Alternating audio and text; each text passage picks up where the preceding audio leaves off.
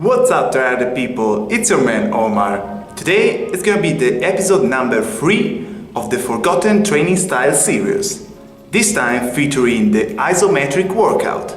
Are you ready?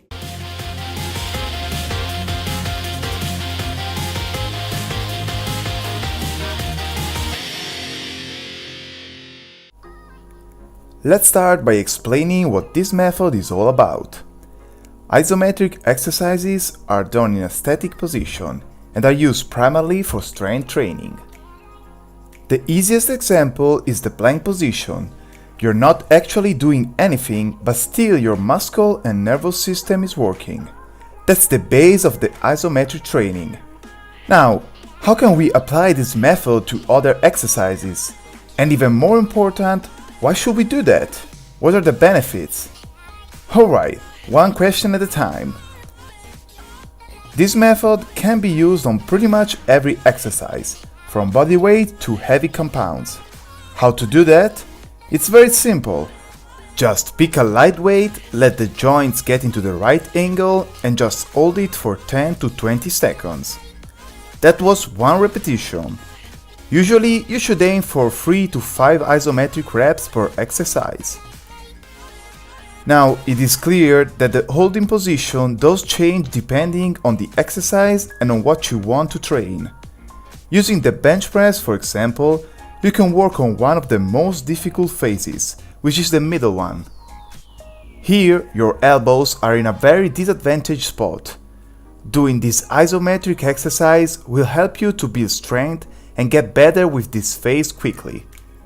Obviously, you can work on whatever phase you think is your weakest link.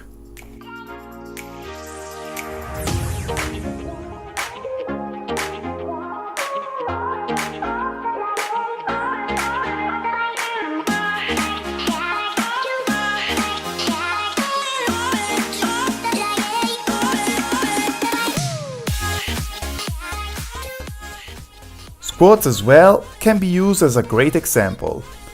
Very often, people have troubles to get low and keep hips and back tight without tilting. What's the best way to work on that specific problem? Well, isometric.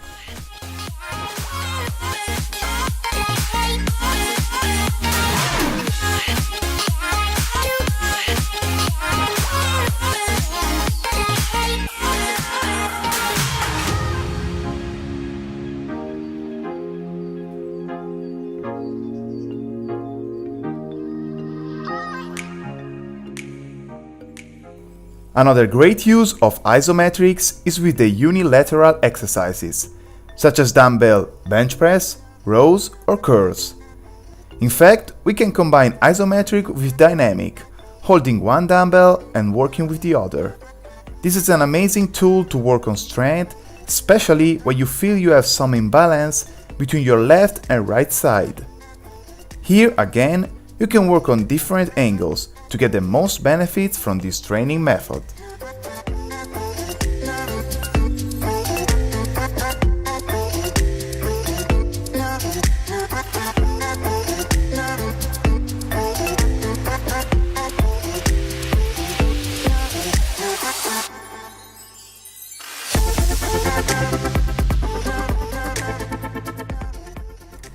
Speaking of benefits, let's answer to the other question now. This method has a lot of benefits. It is amazing to build strength and even better to build strength on a specific joint angle, which make this a useful tool to improve in both heavy compound movements and body weight. Furthermore, it can be done by anyone from beginners to advanced lifters, as the weight needed is light and there is no risk of bad execution during the exercise. The last great benefit I want to talk about is that by using isometrics, your body will activate nearly all the available motor units, even if you're not moving at all.